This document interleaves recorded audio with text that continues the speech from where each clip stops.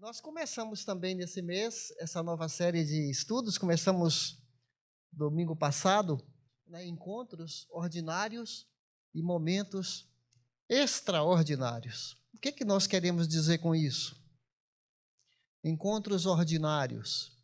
Sabe, no dia a dia, na rotina, no cumprir nossas tarefas, são tarefas ordinárias, a gente sempre tem que fazer, mas são nesses momentos que às vezes vem uma palavra de Deus, vem nos confortar, vem nos confrontar, vem nos desafiar, vem nos despertar, vem nos fazer transcender daquilo que é real, do comum, para algo superior. Eu creio que já aconteceu com a maioria aqui, o chamamento de Deus para a salvação. Como também acontece o chamamento de Deus para novos passos na vida. Isso pode acontecer não só aqui, pode acontecer na sua escola, na sua faculdade, pode acontecer no seu quarto. Às vezes você está lendo a Bíblia, um versículo começa a brilhar, começa a chamar a sua atenção, começa a aquecer seu coração. Nesses encontros ordinários, às vezes acontece o extraordinário, não é verdade? E aí a gente tem separado alguns textos do Antigo Testamento, conhecidos, alguns clássicos, que às vezes passam despercebidos, verdades tão importantes que Deus quer destacar para nós. E ao estudar também essas passagens, queremos encorajar você a conhecer sua Bíblia, porque é tão bom quando você ouve algo que você já leu, reforça, faz conexão com outras verdades. Então tudo isso é importante. Mas antes eu queria orar com vocês agora, vamos orar? Senhor, muito obrigado por essa noite, por esse encontro aqui, encontro que todas as vezes tem sido extraordinário, porque a tua voz é proferida, a tua palavra é ensinada. A gente abre a Bíblia, estuda passagens, então nós entendemos que cada culto é um momento extraordinário, de alinhamento com o eterno, de sintonia com Deus. E chegamos aqui, Pai, tu sabes como foi a semana, cada um, se tem alguém que está abatido, fazendo tratamento médico, se tem alguém com alguém doente em casa. Inclusive nós oramos agora pela restauração do seu José, marido da Marivane, que está internado, Pai. Problema do coração, por favor, Pai. Abençoe a saúde dele, o tratamento. Também o irmão da Wilma, que está recuperando de uma cirurgia. O Davi, filho do Mário Mancuso, também recuperando de uma cirurgia na coluna. Cirurgia bem delicada, todos eles. E nós clamamos uma graça, uma visitação especial do Senhor. Que o Senhor se faça presente ali, que cada dia eles melhorem mais e mais. Seja feita a tua vontade.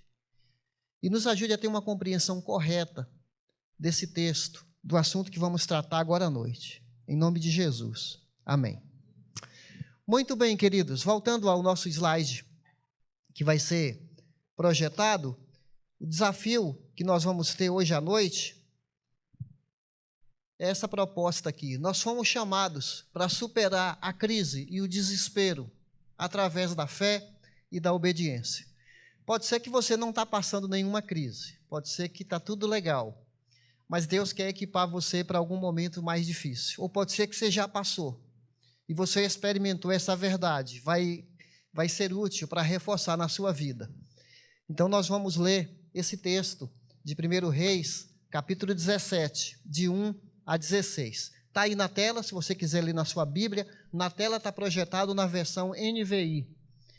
Ora, Elias, o tesbita de Tisbe, de Gileade, disse a Acabe, falando com o rei, não é? Juro pelo nome do Senhor, o Deus de Israel, a quem sirvo. Tem outra versão que fala a quem ando na presença dele, que não cairá orvalho, nem chuva, nos anos seguintes, exceto mediante a minha palavra.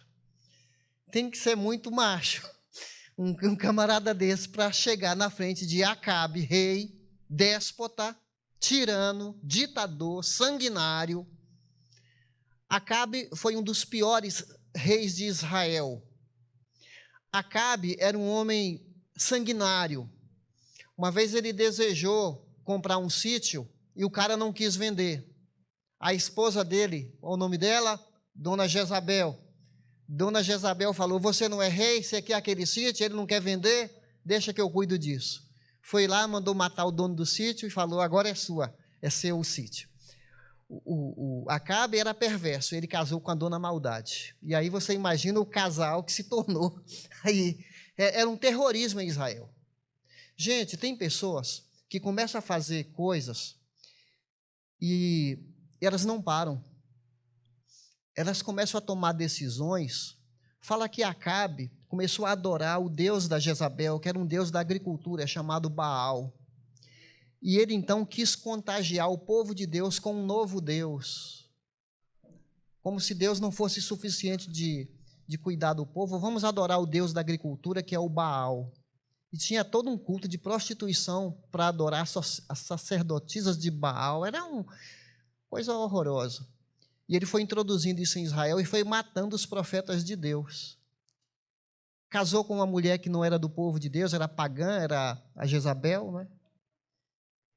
Sabe, às vezes tem pessoas que começam a tomar decisões e acham que ela está certa. Ninguém fala nada, elas não acontece nada, e vai fazendo, e vai tomando rumo, e às vezes vem uma disciplina de Deus, vem uma palavra de Deus. E Elias foi o profeta que se levantou, e é um papel da igreja também ser profética, de denunciar as estruturas perversas do poder. João Batista fez isso. É um papel profético da igreja, denunciar a corrupção, falar contra. E quando ele falou isso aqui, será que você tem coragem para falar de Deus para alguém? Às vezes a gente tem medo até de falar que haverá uma condenação, que vai ter uma disciplina geral de Deus. Está escrito na Bíblia, né? Lá em João 5,24, na verdade vos digo, aquele que ouve a minha palavra e crê naquele que me enviou, não entrará em condenação.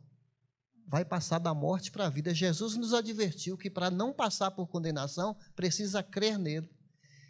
E Elias, ele se levanta para falar para o rei que Deus vai julgar a terra. Vai ter uma seca, nem orvalho e nem chuva. Um período de sequidão. Olha, se ficar um ano sem chover em São Paulo, você sabe que nós sofremos. Os reservatórios baixam. Começa a fazer rodízio, né, de água. Se passar só um ano em São Paulo, como a gente é dependente da água. E Deus estava julgando Israel. Às vezes Deus chama a nossa atenção. Só que depois que ele falou isso aqui, ele dá no pé, porque... já falamos sobre quem era o rei, não é? E quem era a sua esposa, tá certo? Inclusive, lá no capítulo 18, ela vai ameaçar Elias de arrancar a cabeça do Elias, a dona Jezabel. Mas isso é um papo para outro dia. Não vai dar tempo de falar sobre isso hoje. Depois disso, né? Depois que ele falou o que tinha que falar, o recado de Deus para o rei, veio a palavra do Senhor a Elias: saia daqui, vá para o leste, esconda-se perto do riacho de Querite, a leste do Jordão. Você beberá do riacho. E dei ordens aos corvos para o alimentarem lá.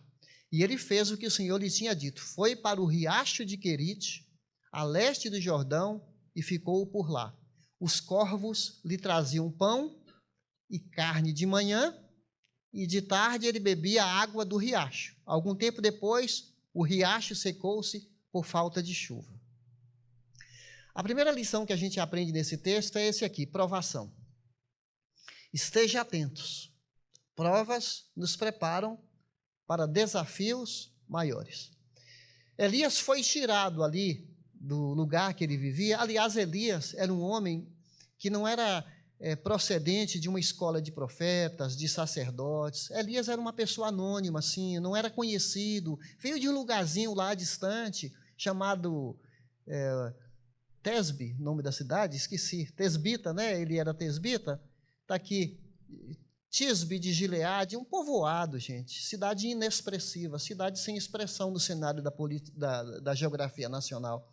Às vezes Deus usa as pessoas mais improváveis para grandes tarefas. É o que vai acontecer com esses dois personagens, o Elias e a viúva. Agora, você já passou por um período assim, de provas assim, que são uma monotonia? Imagina, ele não foi para um rio como o Jordão, que era mais conhecido, um riacho. Lá depois do Rio Jordão, na parte leste do país, comia só hambúrguer, né? Porque falou que os corvos traziam carne e pão, né? Pão com hambúrguer era a comida do Elias por um bom tempo, ali aquele básico. Você já passou um momento assim tão básico? Só arroz e feijão, talvez um ovo, um bife assim. Olha, gente, às vezes nós somos afetados pelo cenário nacional. O Elias estava sendo vítima da própria profecia que ele falou, não é verdade? Deus estava julgando o país e ele estava ali, sofrendo as consequências do julgamento de Deus que era para os outros. Sabe, de alguma maneira nós somos afetados pelo que acontece no Brasil. Você não estava lá, você não decidiu, aí os políticos tomam decisões que afetam o nosso dia a dia, afetam o custo de vida, o preço do combustível, o preço dos remédios. Olha, aliás, tem uma boa notícia, nessa semana eu fiquei sabendo que vão ampliar a quantidade de remédios para asma, para bronquite, diabetes, dos postos de saúde. E sabe, eu falei assim, Deus, obrigado que você está ouvindo nossas orações. Eu não vejo do cenário, eu vejo assim, Deus está... de vez em quando, aliviando o peso sobre nós. Mas voltando aqui a esse cenário, você percebe que você vai num posto de saúde, ou mesmo no convênio, você tem filas e filas? Um cenário assim que nos afeta? Alguma situação que você passa? Então, Elias estava experimentando essa vida assim, um desemprego, né, que pode acontecer na nossa vida, mas Deus mandou os corvos sustentarem, os passarinhos cuidarem dele. Eu até contei de manhã que uma ocasião no Nordeste, uma família bem pobre orou a Deus e tinha uma fazenda grande em volta, que tinha poços artesianos, e as pessoas não passavam fome, mas aquela família passava fome. E pediu para Deus para mandar providência para eles, uma carne, que fazia tempo que eles não comiam a carne. Você acredita que uns urubus pegaram umas mantas de carne que ficavam penduradas no sol? É muito comum em alguns lugares do Nordeste, pendura manta de carne no varal. Varal forte, né, para aguentar o peso. Fica lá pendurado aquelas carnes salgadas. Eles salgam a carne, por isso que é chamado carne de sol. Aí eles salgam e guardam, porque às vezes tem gente que nem geladeira tem. Pois os urubus pegaram umas carnes e, voando, deixaram cair no quintal daquela família, Deus socorrendo. Não é incrível isso? Então não é tão admirável, né? Quer dizer, é um baita milagre, né? Eliseu ser cuidado, Deus falou. Mas isso, gente, são testes na nossa vida, né? São provas. Você já ficou desempregado e você foi suprido? Alguém do nada trouxe uma cesta básica? Um corvo, né? Aqui estou falando de corvos. Um vizinho que foi como um corvo, um amigo. Você estava num trabalho, aí você precisava vender o seu produto, você comprou matéria-prima, não conseguia vender. Aí vem uma pessoa, porque gostava de você, comprou. Teve gente que talvez nem ia comprar o seu produto, mas por consideração a você, não deixou de ser seu freguês. Eu já comprei coisas assim, no mercadinho perto de casa, só para poder me aproximar da pessoa. E o preço até mais caro. Mas assim, para poder eu me aproximar da pessoa, às vezes Deus envia corvos assim para nos ajudar, não é? É o que está acontecendo aqui.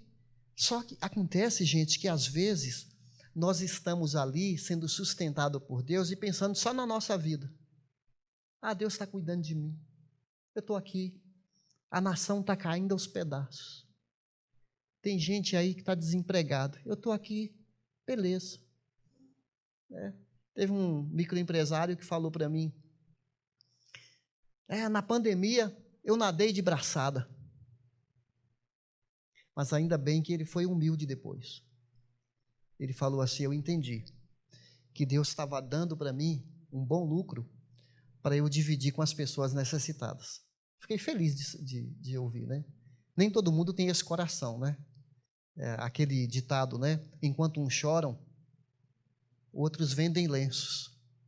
Tem gente que é egoísta, quer que a crise piore para ele vender o lenço, para as pessoas chorarem e ele vender lenço. Tem gente que não quer vender lenço. Ele quer repartir o pouco que ele tem com quem não tem. Então, queridos, continuando, esteja atento. Às vezes você vai passar uma prova, mas Deus vai preparar você para degraus de crescimento. E às vezes você pensa, puxa, a vida está tão monótona na minha vida, imagina Elias. Mas Deus estava tratando do coração dele. Ele ia se preparar para grandes desafios que estão no capítulo 18, que ele vai enfrentar 400 profetas do Baal, daquele Deus da agricultura. E ali sim, o bicho ia pegar. Sabe, Davi, para enfrentar um Golias, ele tem que matar um urso, tem que matar um leão. E quantos leões você tem matado, não é? Para enfrentar desafios que, se você soubesse hoje, você ia ter até um ataque do coração, não é? Se você soubesse o que te espera daqui 5 anos, você não ia ficar assustado? Então calma, Deus está te treinando. Calma, calma. Vamos lá, gente, ó. Então, a palavra do Senhor veio a Elias. Vai imediatamente à cidade de Sarepta. Sarepta de Sidom. Sidom ficava fora de Israel, gente, no litoral com o Mediterrâneo, a 100 quilômetros de onde ele se encontrava. Fique lá. Ordenei a uma viúva daquele lugar que lhe forneça comida. Olha quem é o nosso Deus. Ele ordena os corvos para cuidarem do Elias, e agora uma viúva. Viúva é uma pessoa vulnerável, pobre, pobre, pobre. Aquela viúva, gente, de pagã, de outro povo, nem sabia que Deus a olhava com um olhar especial. Talvez você olha para si e fala assim, Deus não se interessa por mim. Eu sou um rejeitado. Eu vivo na periferia do mundo. Eu sou uma pessoa anônima. Não é isso que Deus vê. Deus olha com especial. Aquela mulher lá tão longe, e Elias, um baita profeta, podia estar falando para auditórios e auditórios. Deus manda Elias ministrar para uma mulher, para trabalhar no coração dele, para ele não ser orgulhoso. Não ser orgulhoso. Deus estava trabalhando no coração do Elias e no coração da viúva. Mas Elias podia pensar assim, puxa vida, eu pensei que, e olha, o riacho começou a secar, os pássaros começaram a ficar raros, a sequidão da profecia estava tomando conta. Aí Deus fala, vai lá, Elias. Não é isso que está falando aí, gente? Elias era um homem obediente. Você é obediente? Deus falava, vai para lá, Elias, Elias. Não foi isso que falou? Depois que falou para o rei, vai para cá. Agora vai para lá. Você é muito burocrático? Assim, Deus fala, você obedece de pronto? Ou a gente fica com desculpa? Ah, mas não é bem isso. Ah, mas a Bíblia não está falando isso. Ah, mas isso não é mais pecado. Ah, mas isso é nos tempos lá do Novo Testamento. Hoje não é mais pecado. Tem gente que fica arranjando desculpa, não é? Elias não. Obediente. Deus falou, vou fazer. Ide fazer discípulos? Vou ir. Vou fazer discípulos. Obediente. Mandou ministrar para a viúva, lá vai Elias. Ordenei uma viúva. Só que Elias podia falar, puxa, Senhor, mas já está ruim aqui, só manda eu ser sustentado por uma viúva. Ah, deve ser uma viúva rica, deve ser uma viúva empresária, deve ser uma viúva chique. Ah, deve ser uma fazendeira. Será que era isso? Você vai ver que as coisas não eram bem assim. Ele foi a Sarepta. Quando ele chegou na cidade, à porta da cidade, encontrou uma viúva que estava colhendo gravetos. Ele a chamou e perguntou, pode me trazer um pouco de água numa jarra para eu beber, por favor? Assim, entrar na cidade, de cara já viu a viúva. O que a viúva estava fazendo, gente? Colhendo gravetos. O que é graveto? Lenha, para fazer uma última alimentação. Prontidão. Esteja disposto a fazer o que precisa ser feito.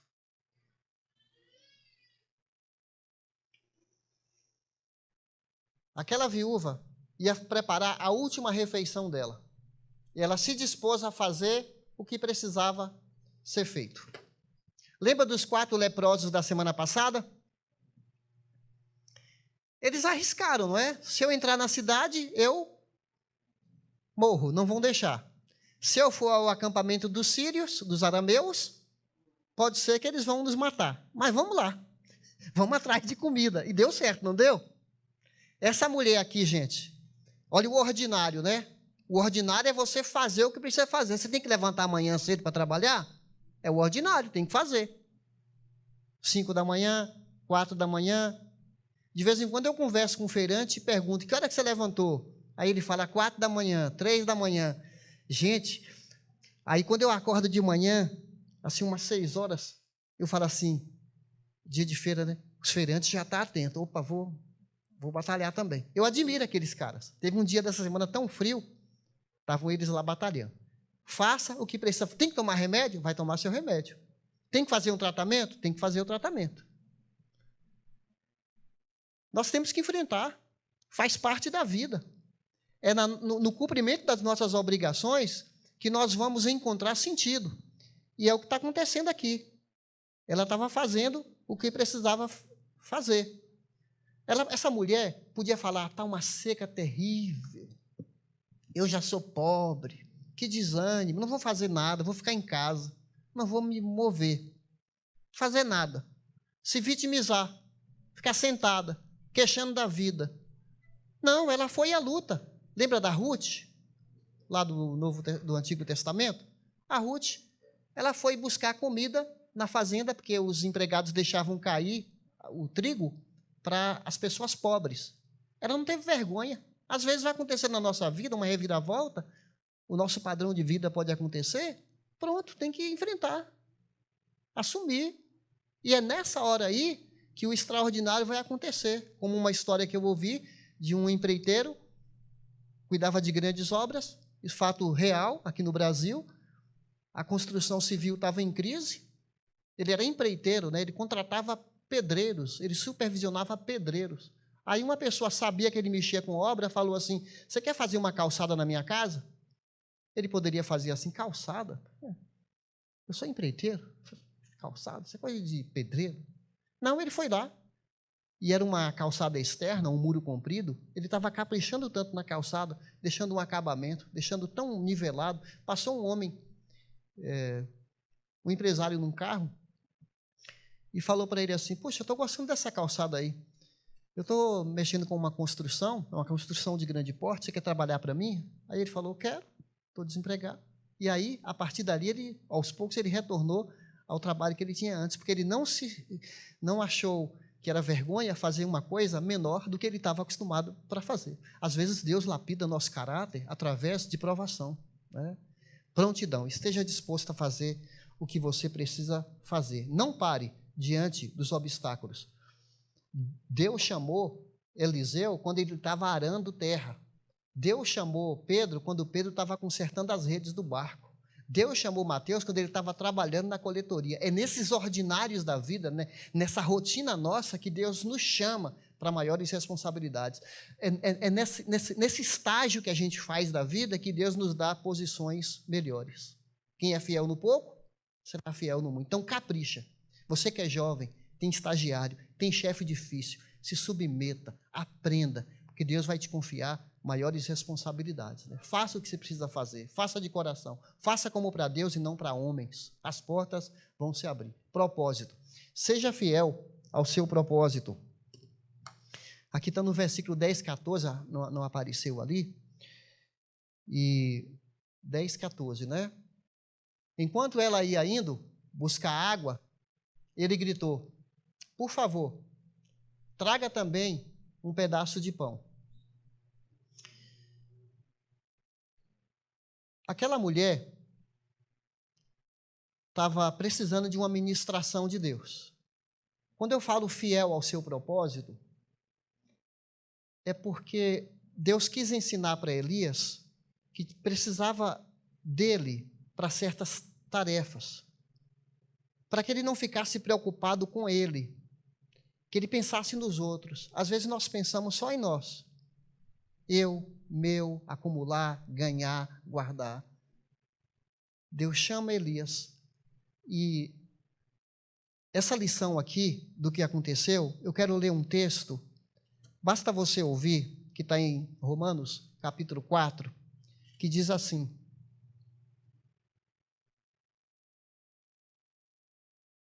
Olha só.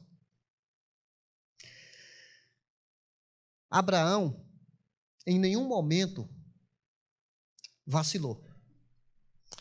Ele se fortaleceu e deu glória a Deus. Abraão estava plenamente convicto de que Deus é poderoso para cumprir o que ele promete.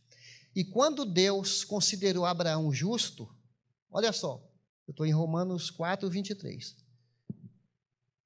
Quando Deus considerou Abraão justo, não o fez apenas para benefício dele. Você foi alcançado por Jesus? Deus não alcançou você apenas para o seu benefício. Continuando. Foi também para nosso benefício, pois as promessas de Deus garantem que também seremos considerados justos por crermos naquele que ressuscitou dos mortos, a Jesus, nosso Senhor. O fato de Abraão crer e ser um exemplo para nós na Bíblia é para nosso benefício. O fato do Elias estar sendo cuidado por Deus não era só para benefício dele, era para beneficiar outras pessoas. Então, seja fiel ao seu propósito. Deus não nos chamou para trabalharmos só para nós. Essa vida de trabalhar, cuidar das nossas obrigações, pagar nossas contas, tudo bem, é muito importante para nós. Mas Deus nos chamou para um propósito maior, que inclui o cuidado dele com a nossa vida. Teve uma época que eu preguei uma mensagem aqui na igreja, que eu fiz uma construção de umas afirmações, mais ou menos assim. Quando nós buscamos o reino de Deus em primeiro lugar, nós vamos experimentar o verdadeiro sentido da realização pessoal. Agora, quando nós procuramos o reino dos homens em primeiro lugar, nós vamos experimentar muita frustração e a realidade que Salomão experimentou. Tudo é vaidade e correr atrás do vento.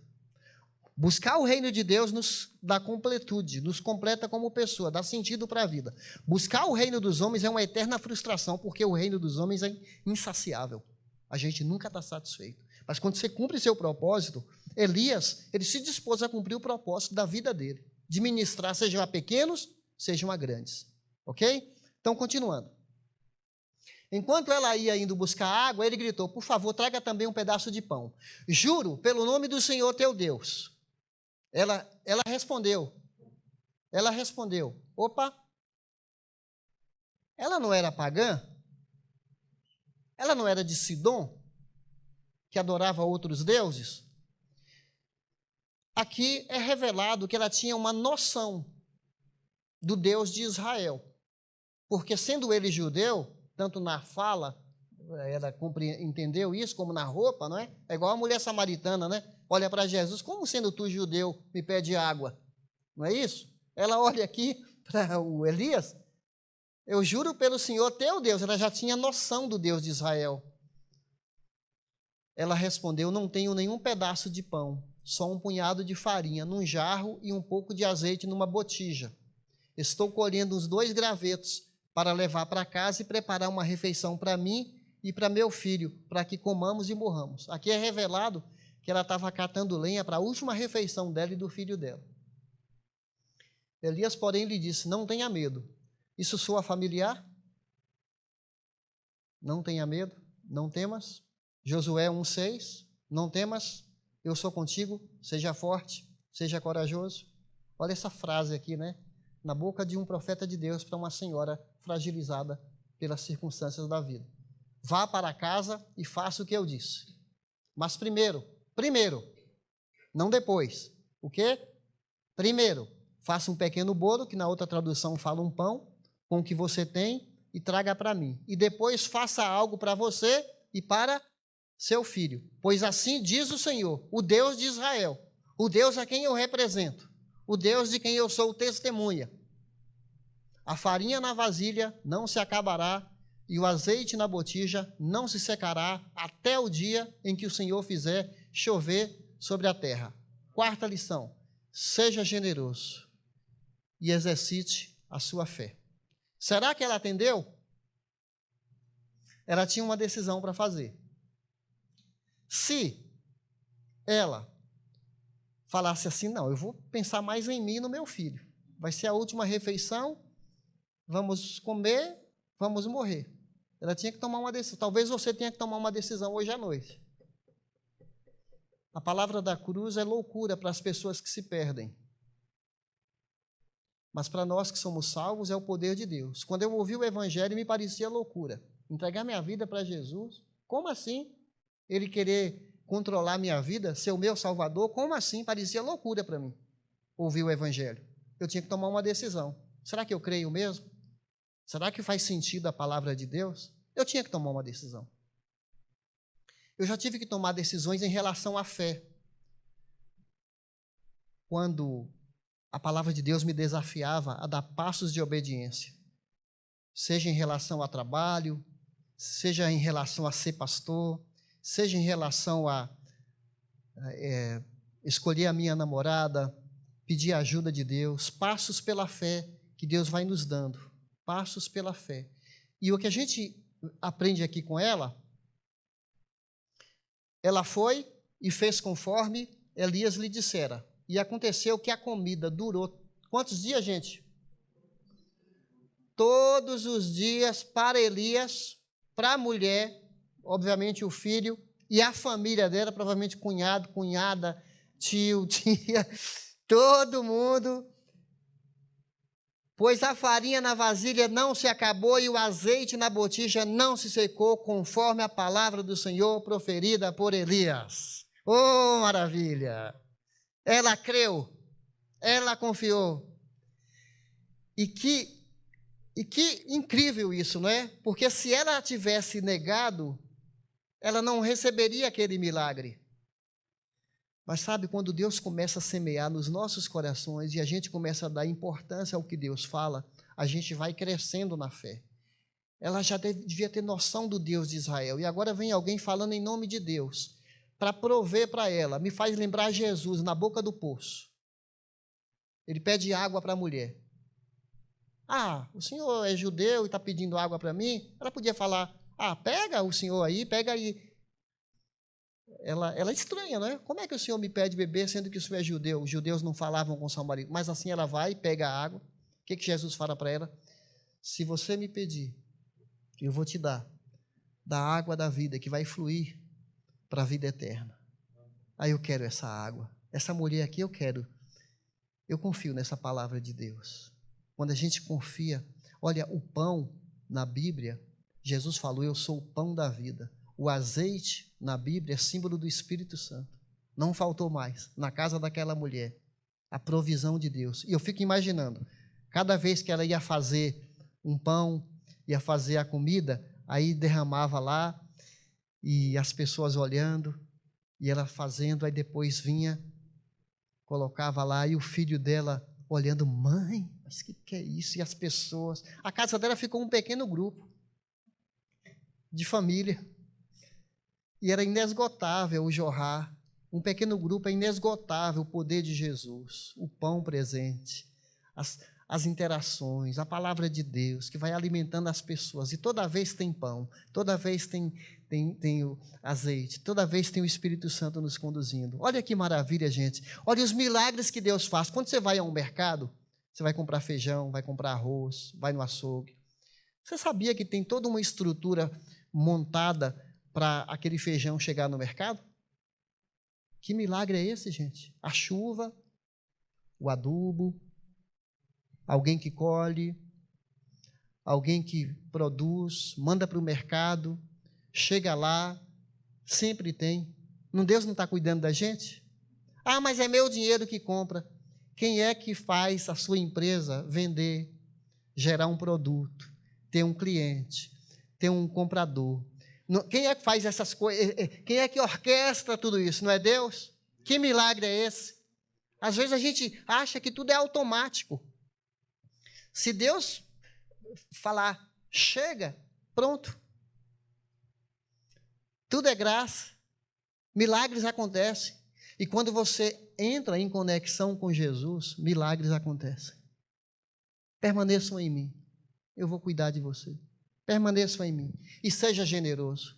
Nosso ponto aqui, seja generoso. Essa mulher, gente, ela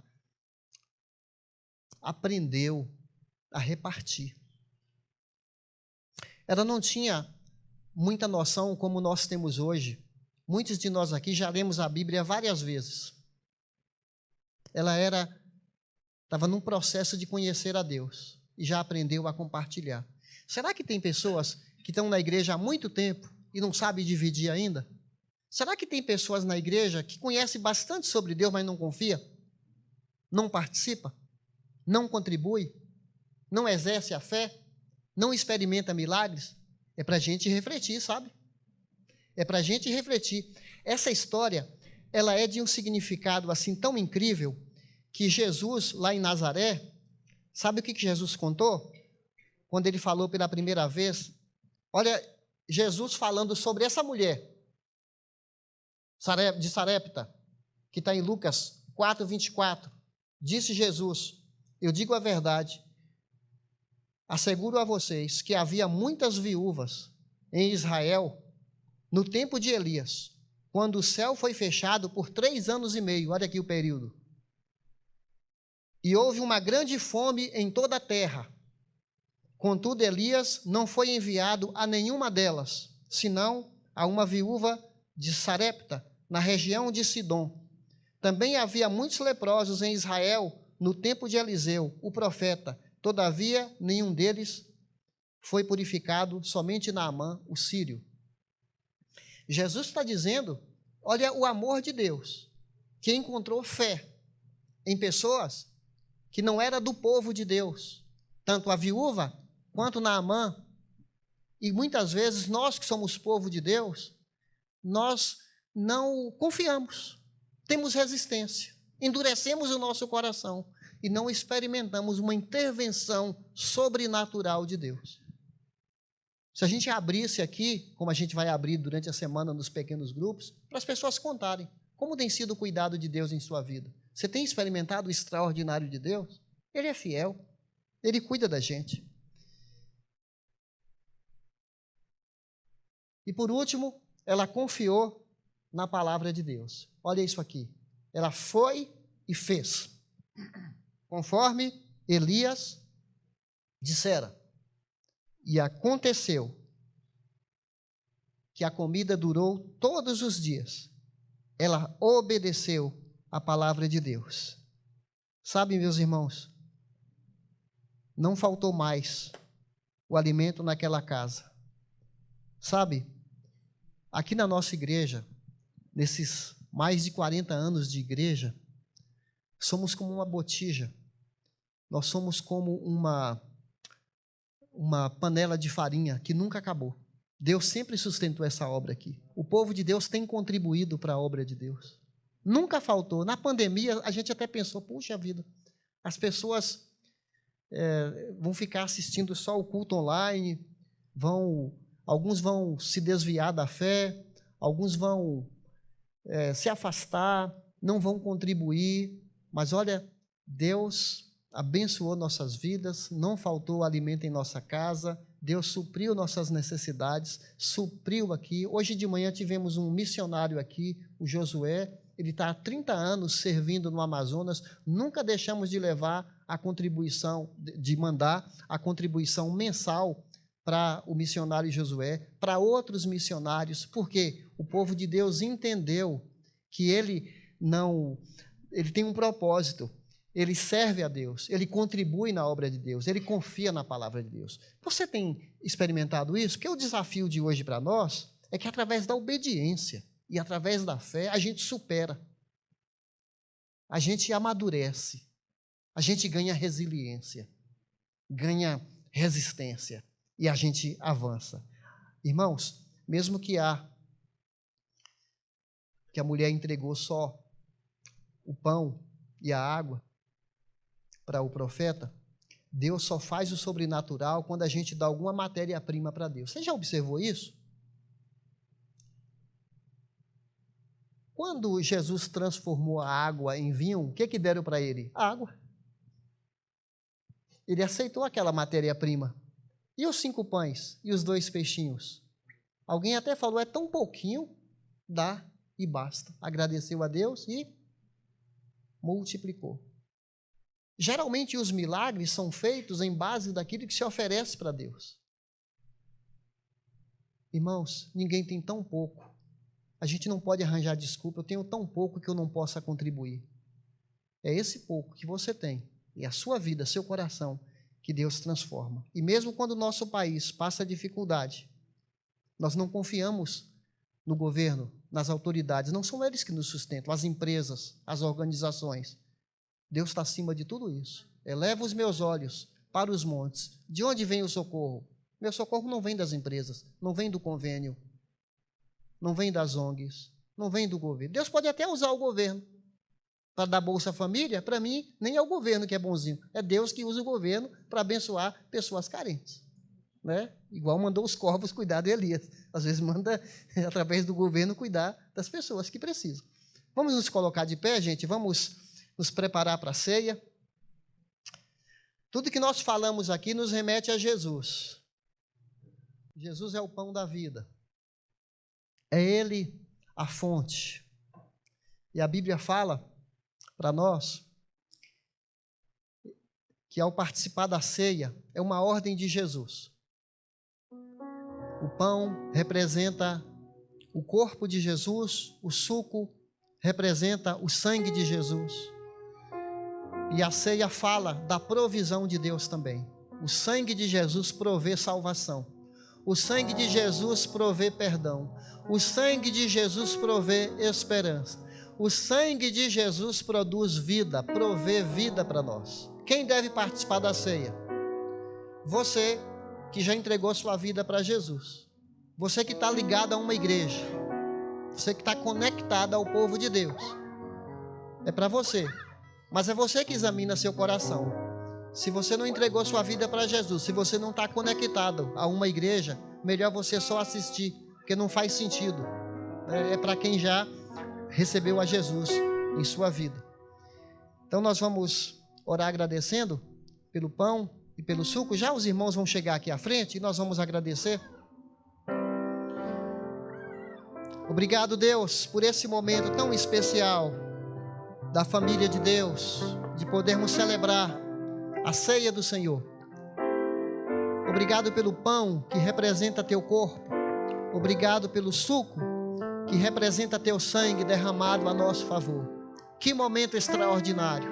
É um momento comum, mas é extraordinário, porque a gente celebra a vida, celebra a morte, celebra a ressurreição de Jesus, celebra aquele que venceu a morte, aquele que tem as chaves do céu e do inferno, aquele que é vitorioso, aquele que é o Rei dos Reis, Senhor dos Senhores. Nós te agradecemos em nome de Jesus. Amém.